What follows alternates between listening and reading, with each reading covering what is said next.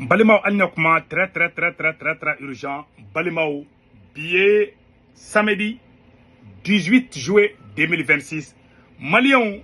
amenado anga révélation bado kono. Et Mali service de renseignement, Nyamogo ou Nyamogo Koro, je ne sais pas, Modibo Kone, ani Assimi Goïta, ani général Sadio Kamara, Malion Djanfa Glala Chogo Djume, ka Modibo Kone ni Sadio Kamara ku kodo nyogona chogo mina. Assimi yo plan glan chogo mi. Malion beno sekere de fa onyana bi samedi 18 juillet 2026. Malion Djanfa Mainde, Djanfa Maï. Mena do révélation kono sam. Ani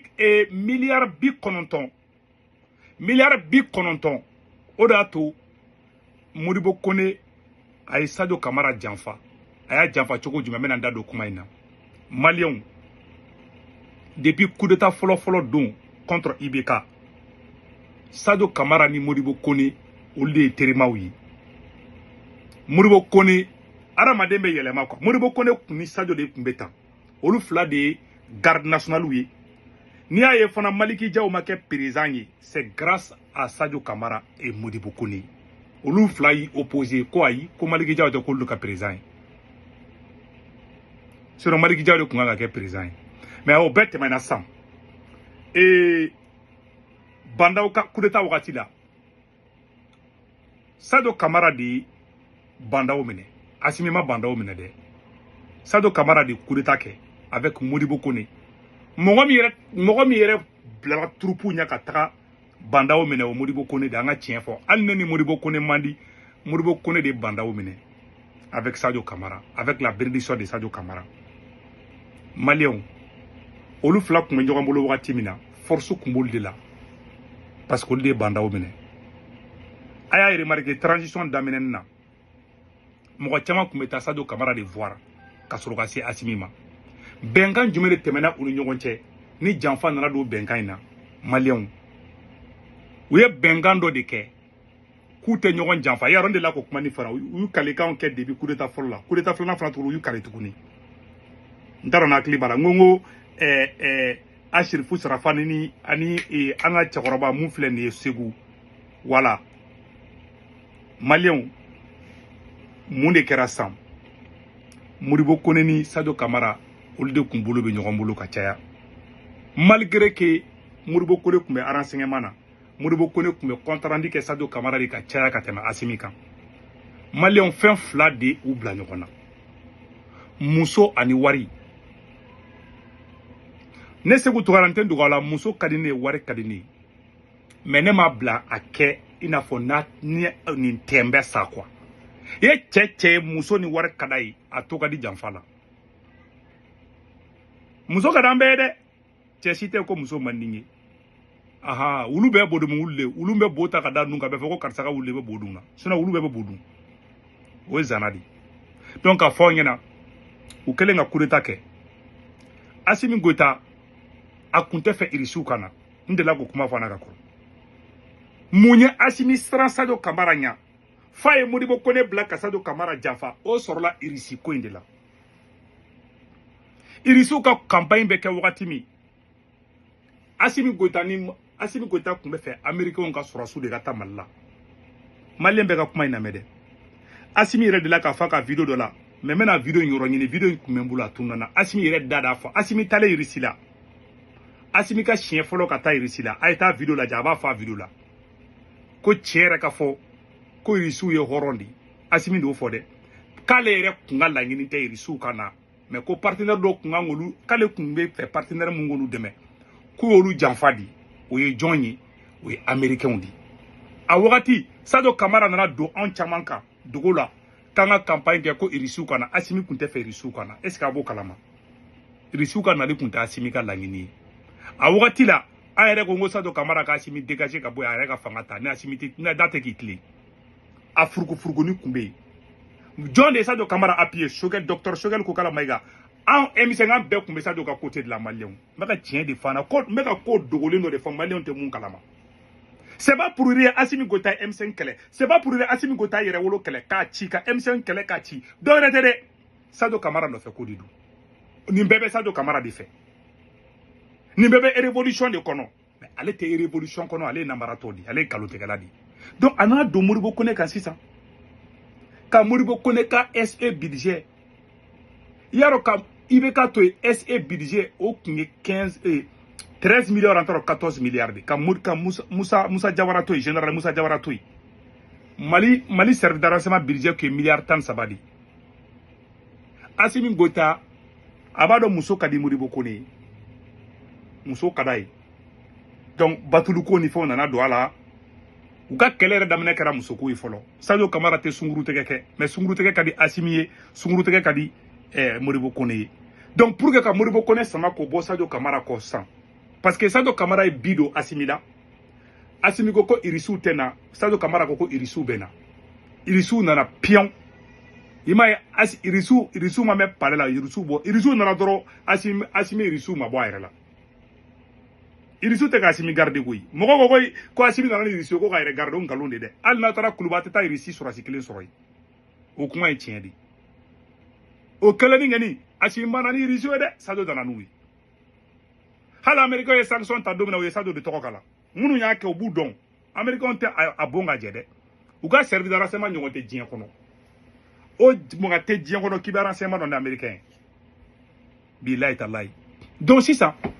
u y'a ye Assimi Goïta y'a ye fanga bɛ Sadio la n'ale ye ale bɛ se ka Sadio jolo kari yɔrɔ fila de la ka Moribo Kone sama ka bɔ Sadio Kamara kɔ ka sɔrɔ ka M5 kɛlɛ ka yɛrɛwolo kɛlɛ parce que olu tɛ se ka Sadio labila cogoya si a commencera k'olu kɛlɛ ka na ni Bubu Mabel ninnu ye ka na ni Ɲangu ninnu ye Assimi de nana ni nin bɛɛ ani Moribo Kone mais Moribo Kone samana ka bɔ Sadio kɔ cogo jumɛn Moribo Kone ka budget ka IBK to yi renseignement ka budget qui est milliard tan ani saba ou bien nani di a tɛ tɛmɛ milliard tan saba nani ou bien duuru kan Moribo Kone nana Assimi milliard 90 de fara Mali renseignement kan Mali a ye kuma in lamɛn dɛ Moribo Kone kelen ka budget 90 milliards kati attaquera Mali aéroport attaquera ka politiciens to yi Mali renseignement a budget kun tɛ hali milliard 20 bɔ mais renseignement kun kaɲi Bamako ma deli ka attaquer Kati ma deli ka attaquer ka politicien to yi mais sɔrɔdasi ninnu tile la 90 milliards de farala renseignement kan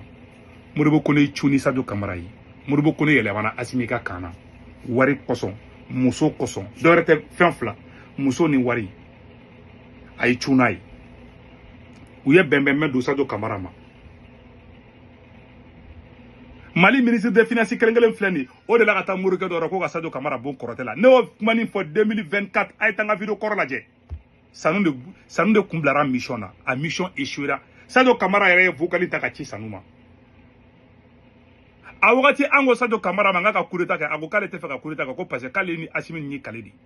n bɛ ka kuma dogolen de fɔ aw la dugu la tan a bɛɛ n'ala cɛ ne tulo ye vocal in lamɛn u taara Morikɛ min fɛ yen o ye Sadio Kamara ba kan ye an ka pan yɔrɔ kunna wallahi u taara Morikɛ min fɛ o ye Sadio Kamara ka mɔgɔ de u t'o dɔn u taara Morikɛ u enregistré de k'a ci Sadio ma Sadio y'a ci Assimi ma ka ci fɛn ma c'est-à-dire Mali ministre des finances kelen Sanu ni kuranɛ cɛ Sanu ka vocal bɛ yen Morikɛ filɛ kaso la Morikɛ b'u bolo kaso la o n'an ka sabali ka taa Morikɛ faga cɛ wala Morikɛ b'u bolo kaso la u bolo ko ne t'a kalama ne b'a kalama o ne ye Morikɛ dɔn koyi masa u ye 90 milliards de minɛ k'i cuni Sadio Kamara ye ka tugu Assimi kɔ bon maliyɛnw o kɛlen kuma min na Mali depuis janfa donna u yɛrɛ dama ni ɲɔgɔn cɛ a ye Assimi Goïta ka stratégie fɔlɔ pour que ka Sadio Kamara détruire a ye Moribo Kone ta 90 milliards k'o d'a ma ka sungurubaw labila yen a bɛ gulɔ mɛ a bɛɛ nana cɛ yanni Moribo Kone ka yɛlɛma Assimi ka kan na ne Segu Tunkara welela fo sanfɛ lɛgɛlɛgɛ la ko ne ka vidéo kɛ Moribo Kone contre la ɲɛ kale kuranɛ la bilahi ne welela ko Moribo Kone ko ne ka bɔ ka vidéo kɛ ko Moribo Kone bɛ gulɔ min k'a bɛ sunkuru tigɛ o wagati y'a sɔrɔ a kun fasani jalen don ani Sadio Kamara kun ka di o wagati ne welela o a tɛ ni sɔrɔsi nin dɔn ninnu ɲɔgɔn fɛn jugu den ma da diɲɛ kɔnɔ ninnu yɛrɛ b'a mɛn mun na ɲɔgɔn ka dugu la mais n ko tun bɛ fɛ ka ne dogo ka sira ne ye n ban ne ma sɔn ka vidéo kɛ u ye mɔgɔ min ye ne bila ne b'a tigi dɔn ne tɛ mɔgɔ tɔgɔ fɔ de ne Segu Tunkara welela fo Kuluba ko n ka vidéo kɛ Moribo Kone contre la ɲɛ kale kuranɛ la n wulila ko nga video ke ku be fen do akan sangan pa wallahi billahi tallahi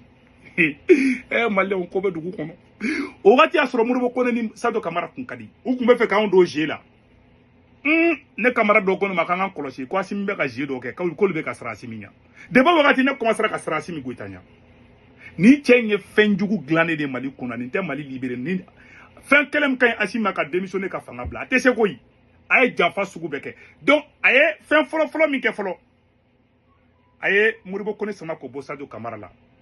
Modibo Kone Sadio Camara nu kun bolo be ɲɔgɔn bolo Sadio Camara kun tɛ sabi ka Modibo Kone Sadio Camara bolo to ɲɔgɔn bolo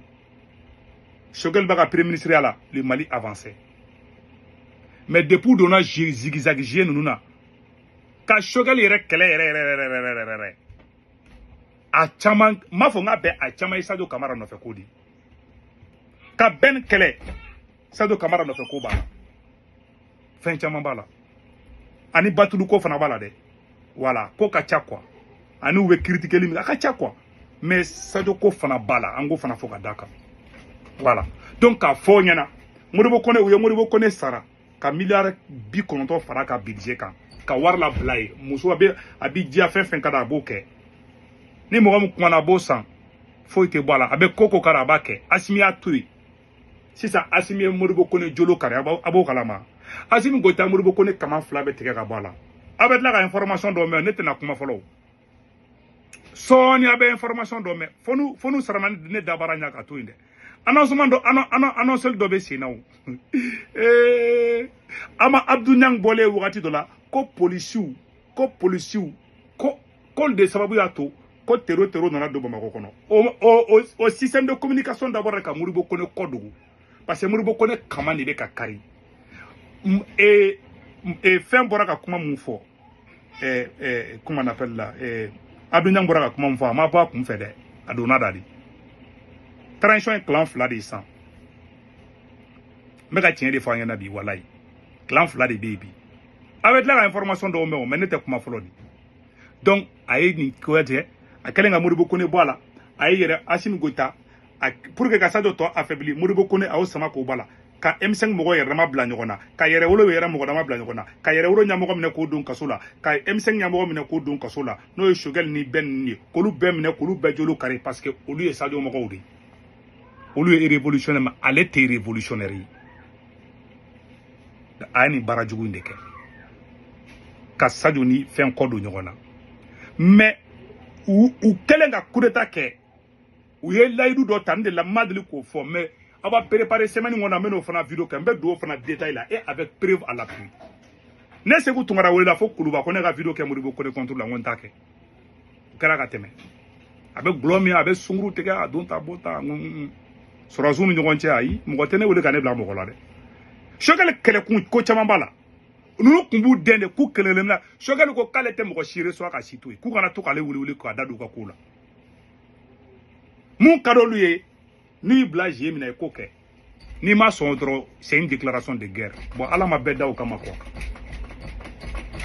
o de kun don maliyɛnw donc an bɛna version français kan aw kan bɛn